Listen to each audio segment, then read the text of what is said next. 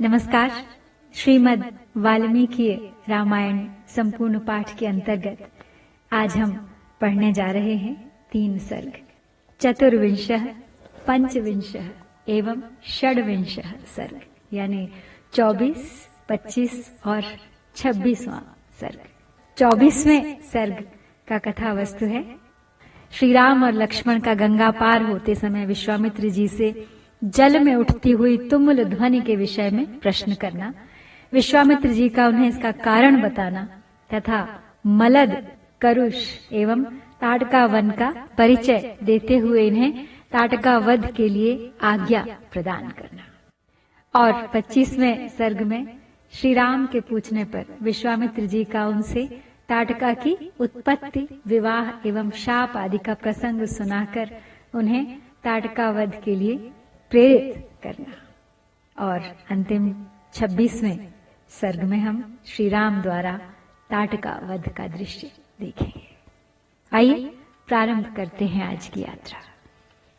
ततः प्रभाते विमले कृताह्नेकमरिन्दमौ विश्वामित्रं पुरस्कृत्य नद्यास्तीरमुपागतौ ते च सर्वे महात्मानो मुनयः संशितव्रताः उपस्थाप्य शुभां नावं विश्वामित्रं मथाब्रुवन् आरोहतु भवान् नावं राजपुत्र पुरस्कृतः अरिष्टं गच्छ पन्थानं मा भूतकालस्य पर्ययः विश्वामित्रस्तथेत्युक्त्वा तान् ऋषीन् प्रतिपूज्य च ततार सहितस्ताभ्यां सरितं सागरं गमाम्।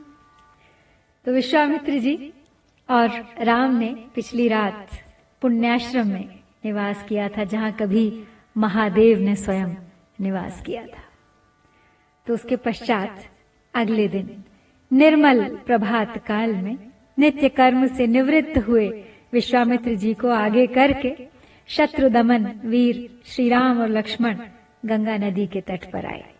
उस समय उत्तम व्रत का पालन करने वाले उन पुण्याश्रम निवासी महात्मा मुनियों ने एक सुंदर नाव मंगवाकर विश्वामित्र जी से कहा, हे महर्षि, आप इन राजकुमारों को आगे करके इस नाव पर बैठ जाइए और मार्ग को निर्विघ्नता पूर्वक तय कीजिए, जिससे विलंब न हो।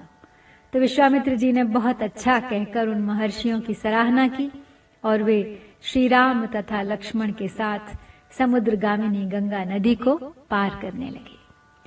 तत्र शुश्राव वै शब्दम तोयसंरम्भवर्धितं मध्यमागम्य तोयस्य तस्य शब्दस्य निश्चयम् ज्ञातु कामो महातेजाः सह रामः कनीयसा अथ रामः सरिन् मध्ये पप्रच्छ मुनिपुङ्गवम् वारिणो भिद्यमानस्य किमयं तुमुलो ध्वनिः राघवस्य वचः श्रुत्वा कौतूहल समन्वितम्।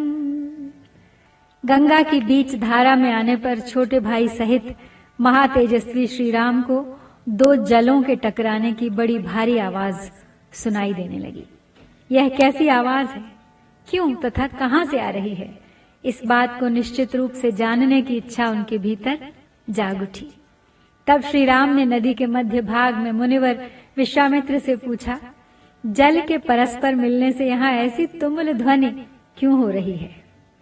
राघवस्य वचः श्रुत्वा कौतूहल समन्वितं कथयामास धर्मात्मा तस्य शब्दस्य निश्चयम् कैलास पर्वते राम मनसा निर्मितं परम् ब्रह्मणा नरशार्दूल तेनेदं मानसं सरः तस्मात् सुस्राव सरसः सायोध्यामुपगूहते सरः प्रवृत्ता सरयूः पुण्या ब्रह्म सरश्च्युता तस्यायमतुलः शब्दो जाह्नवीमभिवर्तते वारिसंक्षोभजो राम प्रणामं नियतः कुरु ताभ्यां तु तावुभौ कृत्वा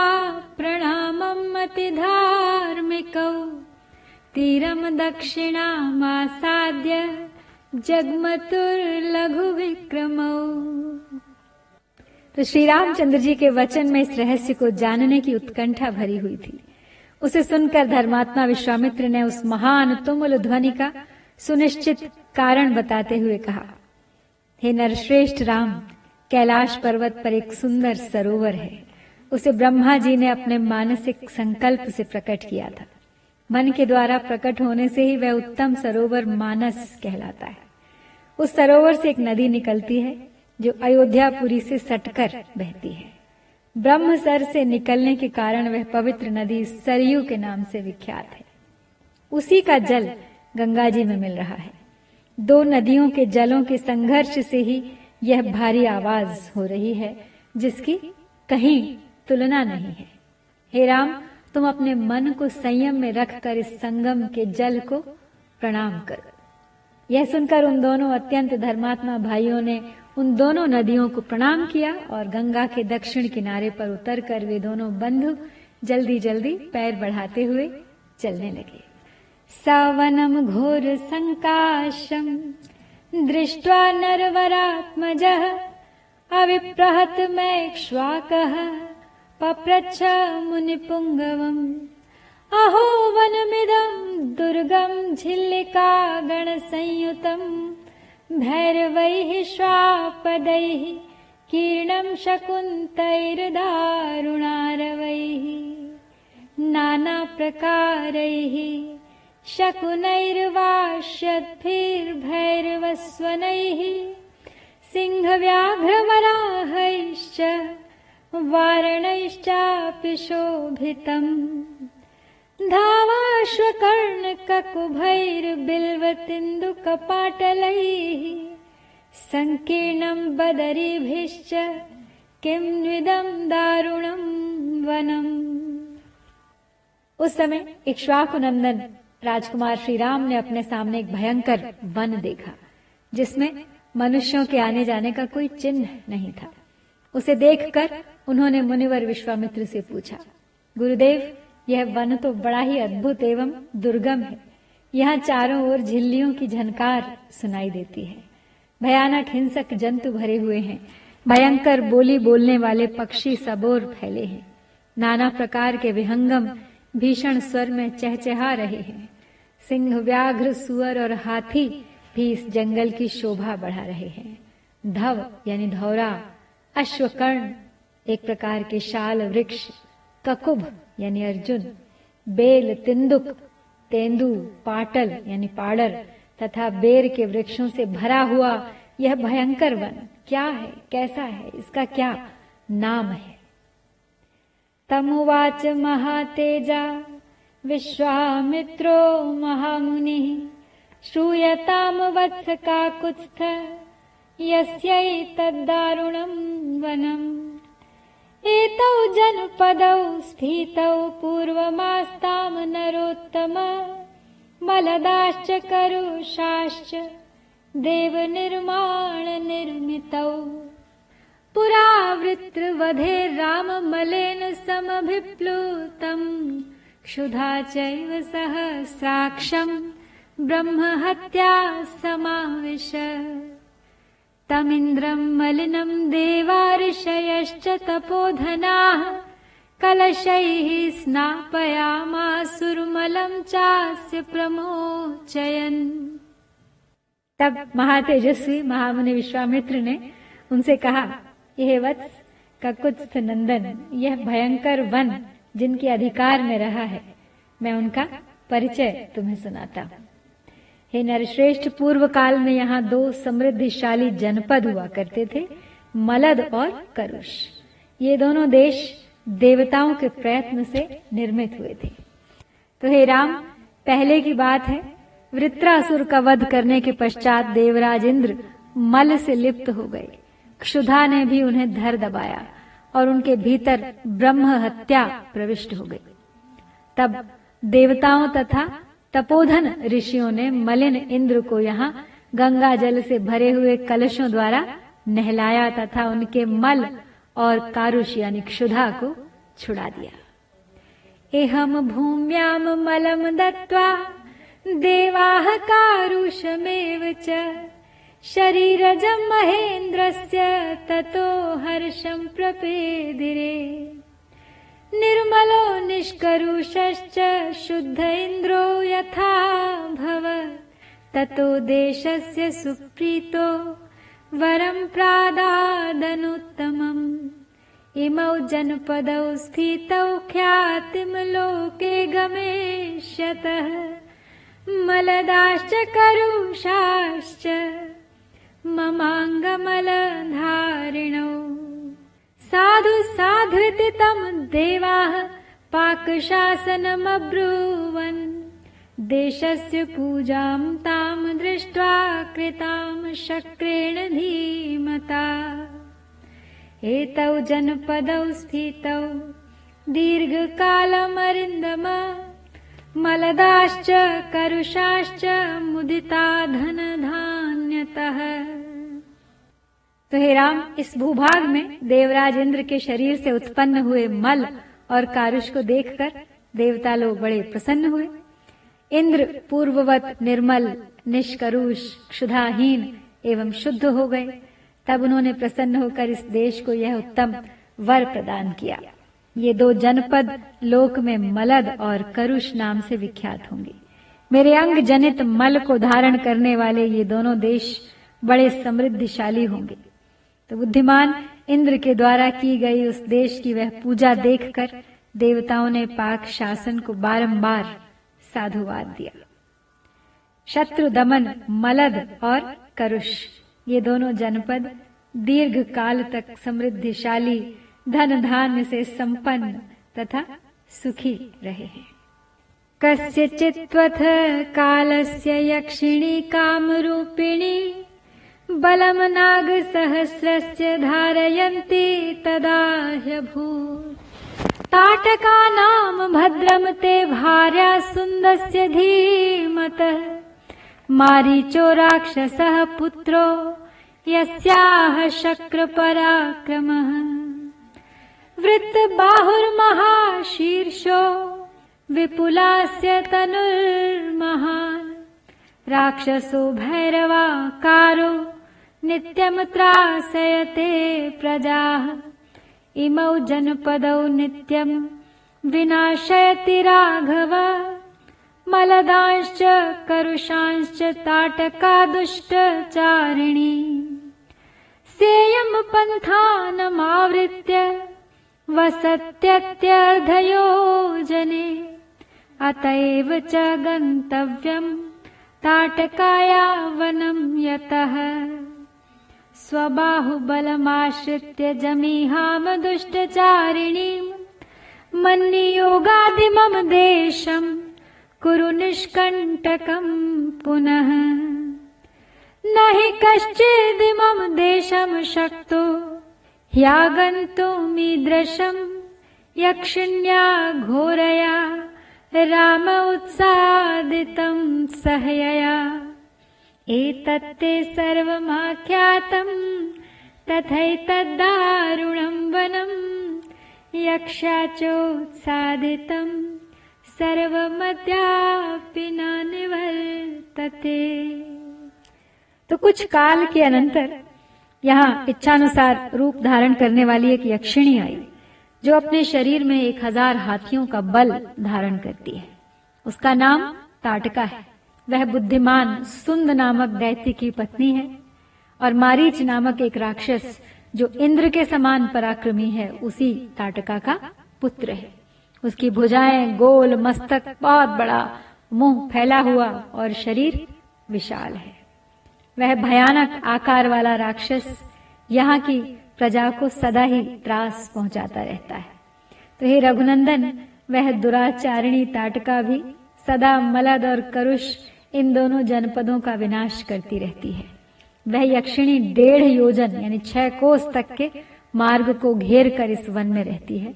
अतः हम लोगों को जिस ओर ताटका वन है उधर ही चलना चाहिए। तुम अपने बाहुबल का सहारा लेकर इस दुराचारिणी को मार डालो। मेरी आज्ञा से इस देश को पुनः निष्कंटक बना दो। यह देश ऐसा रमणीय है तो भी इस समय भयवश कोई यहाँ नहीं आ सकता है। तो हे राम, उस असह्य एवं भयानक यक्षिणी ने इस देश को उजाड़ कर डाला है। यह वन ऐसा भयंकर क्यों है? अब यह सारा रहस्य मैंने तुम्हें बता दिया है। उस यक्षिणी ने ही इस सारे देश को उजाड़ किया है और वह आज भी अपने उस क्रूर कर्म से निवृत्त नहीं हुई है। और मेरी आज्ञा है तुम्हें हे राम कि उसका वध कर इस भूमि को पुनः सुरक्षित निष्कंटक बना दो। तो यहाँ हम 24वां सर्ग समाप्त करते हैं और बढ़ते हैं अब 25वें सर्ग की ओर। अथ तस्या प्रमेयस्य मुनेर्वचनम् उत्तमम् श्रुत्वा पुरुष शार्दूलः प्रत्युवाच शुभां गिरम्।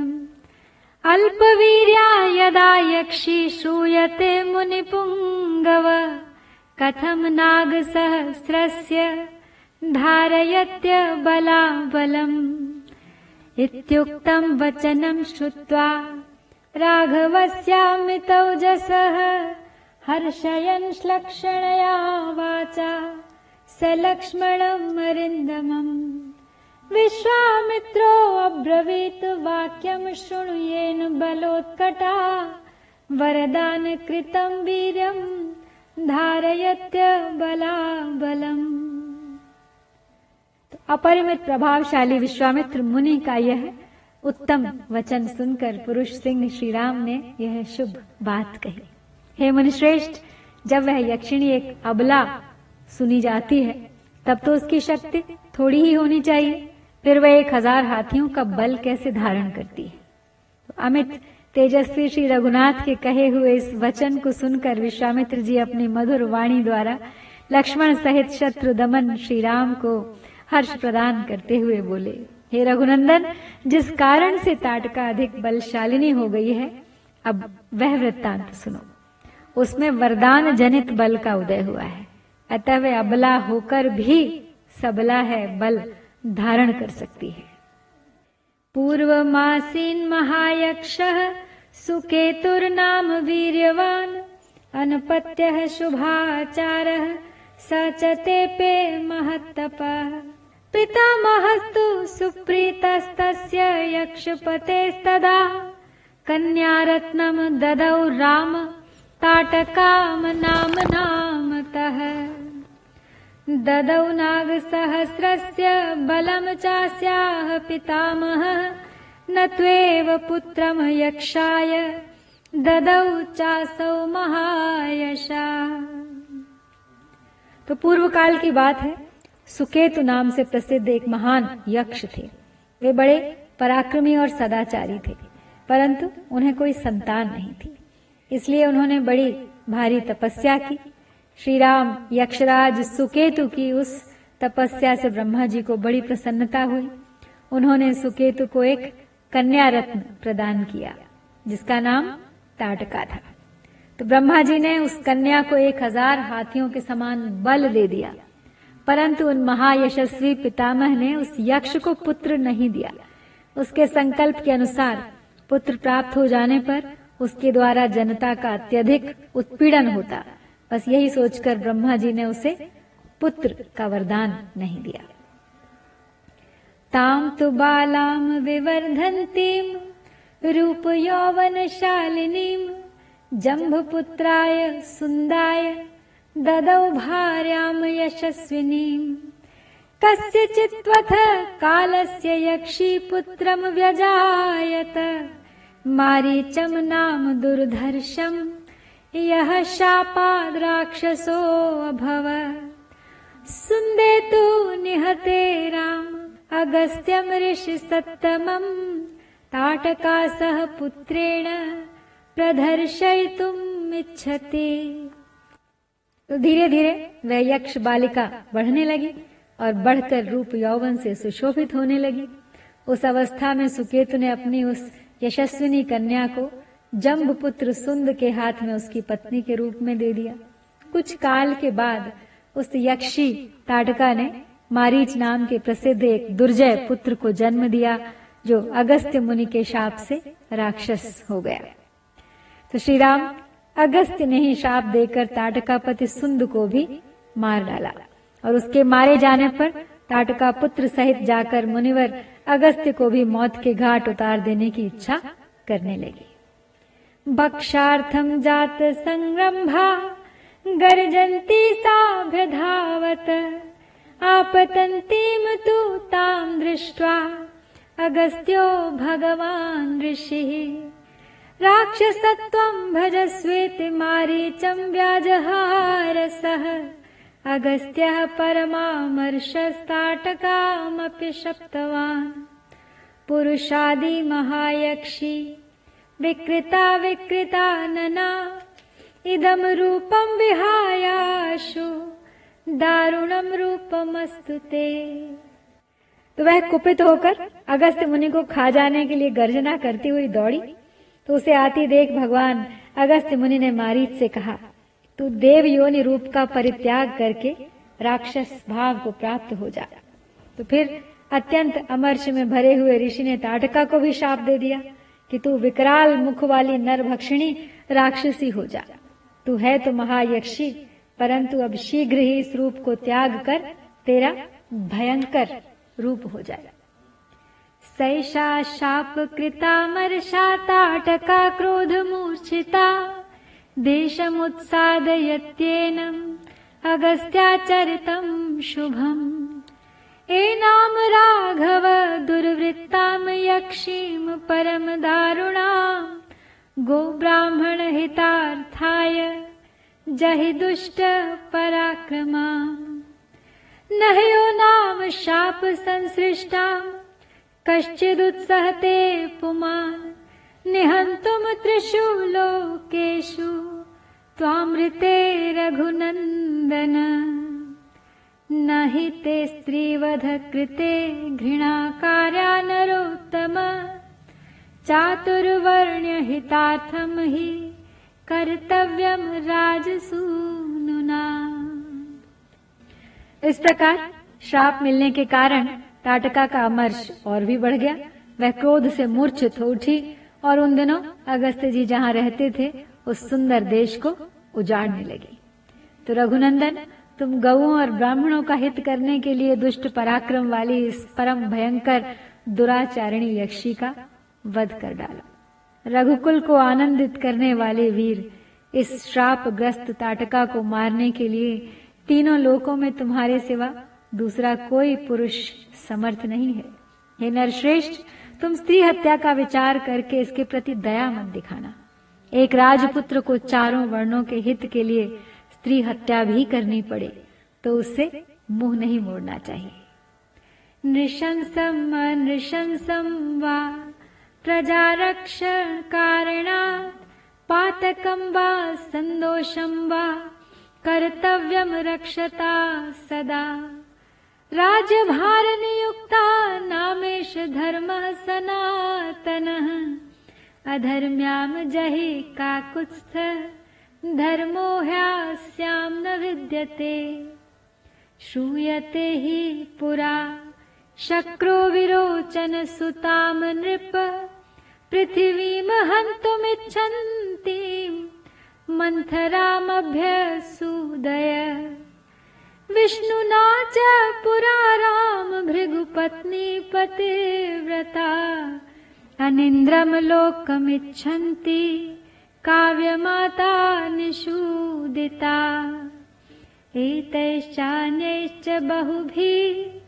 राजपुत्रैर्महात्मभिः अधर्म सहिता नार्यो हताः पुरुषोत्तमैः तस्मादेनां घृणां त्यक्त्वा जहि मच्छासन्ना नृप। तो आगे कहते हैं विश्वामित्र कि प्रजापालक नरेश को प्रजाजनों की रक्षा के लिए क्रूरता पूर्वक या क्रूरता रहित पातक युक्त अथवा सदोष कर्म भी करना पड़े तो कर लेना चाहिए। यह बात उसे सदा ही ध्यान में रखनी चाहिए। जिनके ऊपर राज्य के पालन का भार है उनका तो यह सनातन धर्म है। ककुत्स्थ कुल नंदन ताटका महापापिनी है, उसमें धर्म का लेश मात्र भी नहीं है, अतः उसे मार डालिए। हे नरेश्वर, सुना जाता है कि पूर्व काल में विरोचन की पुत्री मंथरा सारी पृथ्वी का नाश कर डालना चाहती थी। उसके इस विचार को जानकर इंद्र ने उसका वध कर डाला। तो श्री राम प्राचीन काल में शुक्राचार्य की माता तथा भृगु की पतिव्रता पत्नी त्रिभुवन को इंद्र से शून्य कर देना चाहती थी। यह जानकर भगवान विष्णु ने उनको भी मार डाला।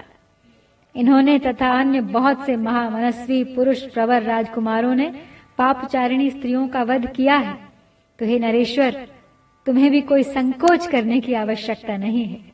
तुम भी मेरी आज्ञा से दया अथवा घृणा को त्याग कर इस राक्षसी को मार डालो और इस भूमि को पाप मुक्त कर दो। तो यहाँ पे समाप्त होता है 25वां सर्ग और अब आगे 26वां सर्ग, जहां श्री राम अंततः ताटका का वध करेंगे। मुनेर्वचनम क्लीबम श्रुत्वा नरवरात्मजः राघवः प्राञ्जलिर्भूत्वा प्रत्युवाच दृढव्रतः। पितुर्वचन निर्देशात् पितुर्वचन गौरवात् वचनम कौशिकस्येति कर्तव्यम विशंकया। अनुशिष्टोऽस्म्ययोध्यायां गुरु मध्ये महात्मना पित्रा दशरथेनाहं नावज्ञेयं हि तद्वचः। सोऽहं पितुर्वचः श्रुत्वा शासनाद् ब्रह्मवादिनः करिष्यामि न सन्देहस्ताटकावधम् उत्तमम्। गोब्राह्मण हितार्थाय देशस्य च हिताय च तव चैवाप्रमेयस्य वचनं कर्तुमुद्यत।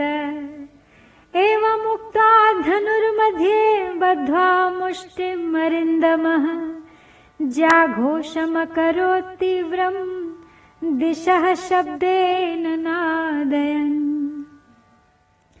तो मुनि के ये उत्साह भरे वचन सुनकर दृढ़ता पूर्वक उत्तम व्रत का पालन करने वाले राजकुमार श्री राम ने हाथ जोड़कर उत्तर दिया, हे भगवान, अयोध्या में मेरे पिता महामना महाराज दशरथ ने अन्य गुरुजनों के बीच मुझे यह उपदेश दिया था कि बेटा, तुम पिता के कहने से पिता के वचनों का गौरव रखने के लिए कुशिक नंदन विश्वामित्र की आज्ञा का निशंक होकर पालन करना, कभी भी उनकी बात की अवहेलना न करना।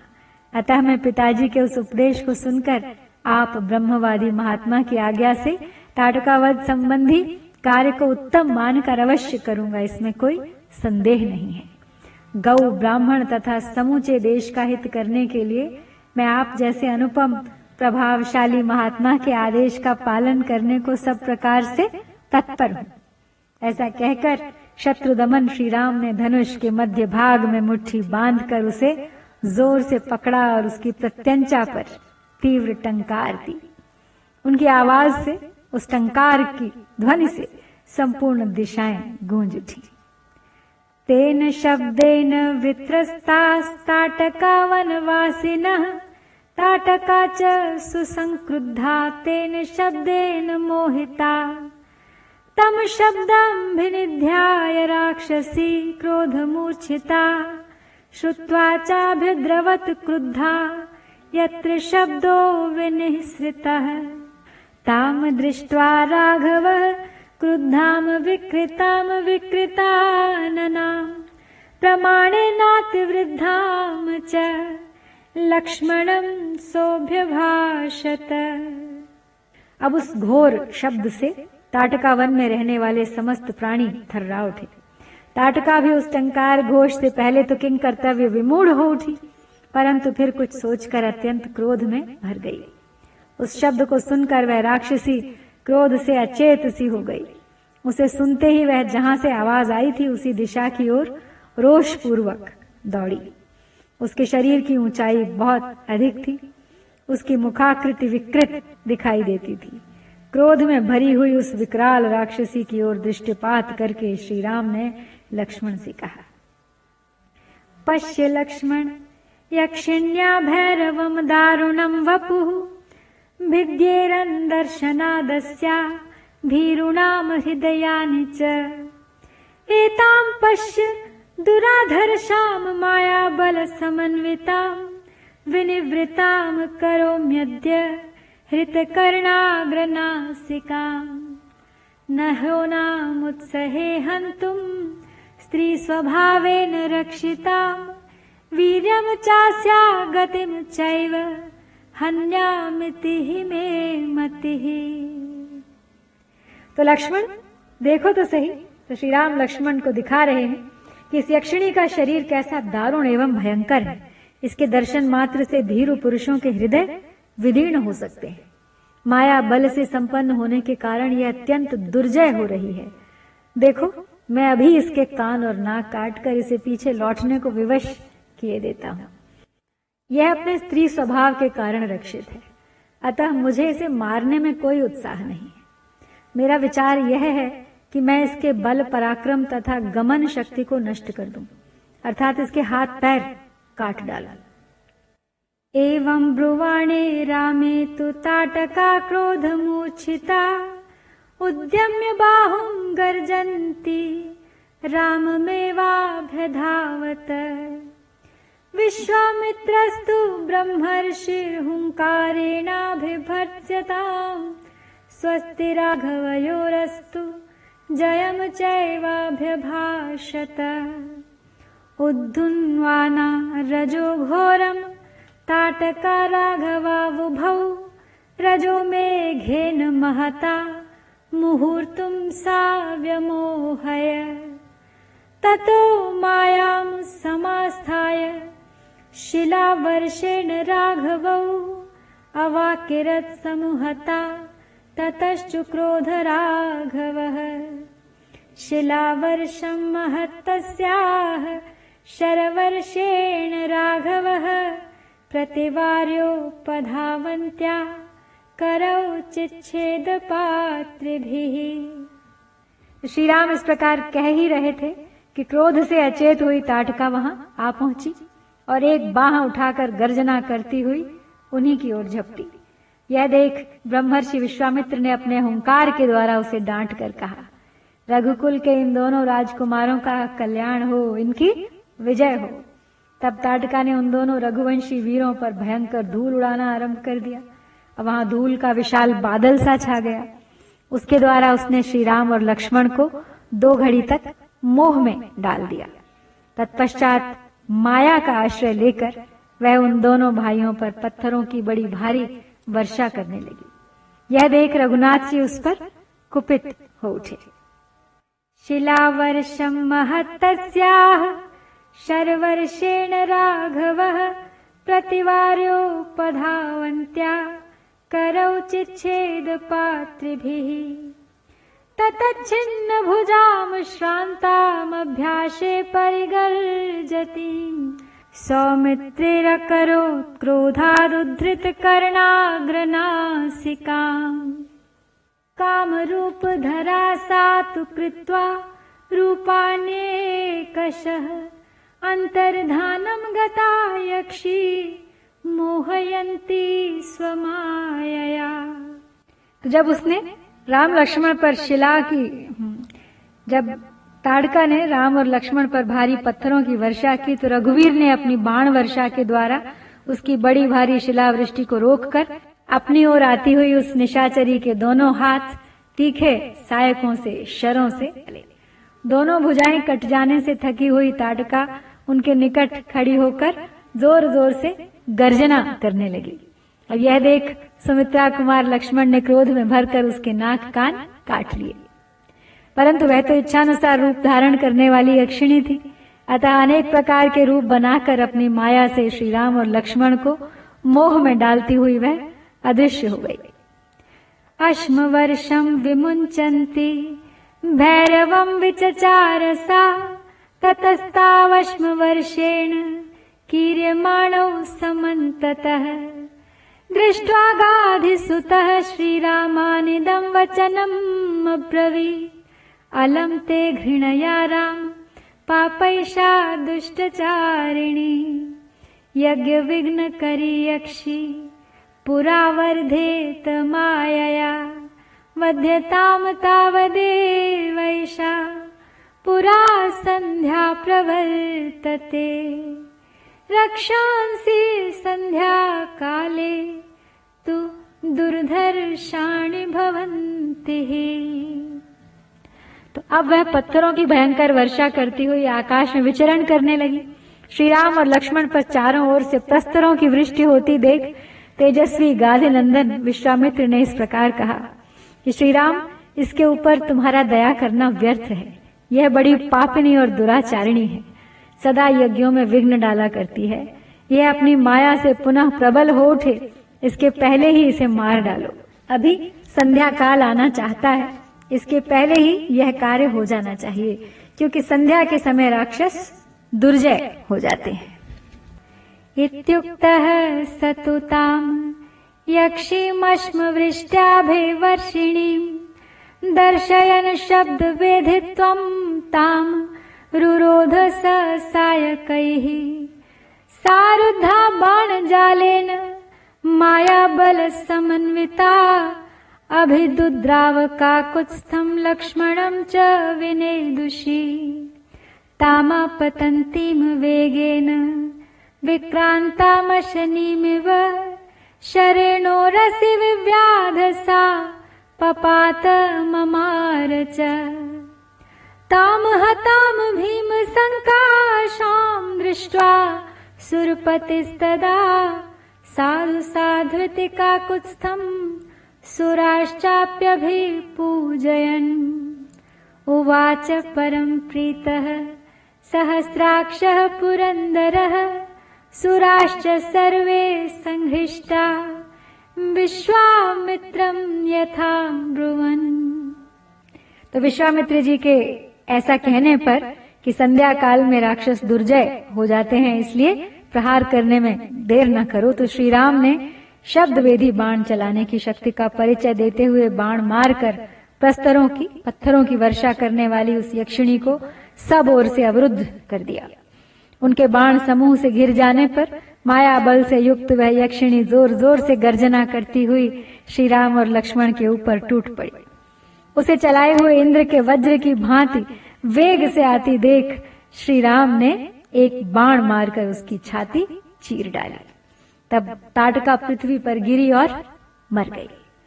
अंत हो गया उस भयंकर राक्षसी का। बस उस दृश्य को देख देवराज इंद्र तथा देवताओं ने श्री राम को साधुवाद देते हुए उनकी सराहना की। उस समय सहस्त्रलोचन इंद्र तथा समस्त देवताओं ने अत्यंत प्रसन्न एवं हर्षोत्फुल्ल होकर विश्वामित्र जी से कहा, मुने कौशिक भद्रमते सेन्द्राः सर्वे मरुद्गणाः तोषिताः कर्मणानेन स्नेहं दर्शय राघवे प्रजापतेः कृशाश्वस्य पुत्रान् सत्यपराक्रमान् तपोबलभृतो ब्रह्मन् राघवाय निवेदय पात्रभूतश्च ते ब्रह्मस्त्ववानुगमने रतः कर्तव्यं सुमहत् कर्म सुराणां राजसूनुना एवमुक्त्वा सुराः सर्वे जग्मुर्हृष्टा विहायसम् विश्वामित्रं पूजयन्तस्ततः संध्या प्रवर्तते। तो देवता लोग प्रसन्न होकर कुछ इस प्रकार बोले कि हे मुनि, कुशिक नंदन आपका कल्याण हो। आपने इस कार्य से इंद्र सहित संपूर्ण देवताओं को संतुष्ट किया है। अब रघुकुल तिलक श्री राम पर आप अपना स्नेह प्रकट कीजिए। हे ब्रह्मन, प्रजापति कृशाश्व के अस्त्र रूपधारी पुत्रों को जो सत्य पराक्रमी तथा तपोबल से संपन्न है, श्री राम को समर्पित कीजिए। हे विप्रवर, ये आपके अस्त्रदान के सुयोग्य पात्र हैं तथा आपके अनुसरण सेवा शुश्रूषा में तत्पर रहते हैं। श्री राम के द्वारा देवताओं का महान कार्य संपन्न होने वाला है। ऐसा कहकर सभी देवता विश्वामित्र जी की प्रशंसा करते हुए प्रसन्नता पूर्वक आकाश मार्ग से चले गए और तत्पश्चात संध्या हो गई। ततो मुनिवरः प्रीतस्ताटकावधतोषितः मूर्धनि राममुपाघ्राय इदं वचनमब्रवीत्। इहाद्य रजनीं राम वसाम शुभदर्शन श्वः प्रभाते गमिष्यामस्तदाश्रमपदं मम। विश्वामित्रवचः श्रुत्वा हृष्टो दशरथ आत्मजः उवास रजनीं तत्र ताटकायावने सुखम्। मुक्तशापं वनं तच्च तस्मिन्नेव तदाहनि रमणीयं विबभाज यथा चैत्ररथं वनं। निहत्य ताम यक्षसुतां स रामः प्रयस्यमानः सुरसिद्धसङ्घैः उवास तस्मिन् मुनिना सहैव प्रभातवेलां प्रतिबोध्यमानः। तो इस प्रकार ताड़का वध से संतुष्ट हुए मुनिवर विश्वामित्र ने श्री रामचंद्र जी का मस्तक सूंघकर उनसे यह बात कही, हे शुभ दर्शन राम, आज की रात में हम लोग यहीं निवास करें, कल सवेरे अपने आश्रम पर चलेंगे। विश्वामित्र जी की यह बात सुनकर दशरथ कुमार श्री राम बड़े प्रसन्न हुए। उन्होंने ताटका वन में रहकर वह रात्रि बड़े सुख से व्यतीत की। उसी दिन वह वन शाप मुक्त होकर रमणीय शोभा से संपन्न हो गया और चैत्र रथ वन की भांति अपनी मनोहर छटा दिखाने लगा। यक्ष कन्या ताटका का वध करके श्री रामचंद्र जी देवताओं तथा सिद्ध समूहों की प्रशंसा के पात्र बन गए। उन्होंने प्रातः काल की प्रतीक्षा करते हुए विश्वामित्र जी के साथ ताड़का वन में निवास किया। तो यहाँ पे समाप्त होता है 26वां सर्ग। तो इसके साथ ही आज हमने 3 सर्ग 24, 25 और 26 संपूर्ण किए हैं। इत्यार्षि श्रीमद् रामायणे वाल्मीकिये आदि काव्ये बालकांडे 24, 25 एवं 26 सर्गः। ओम श्री सीतारामचंद्राभ्याम नमः।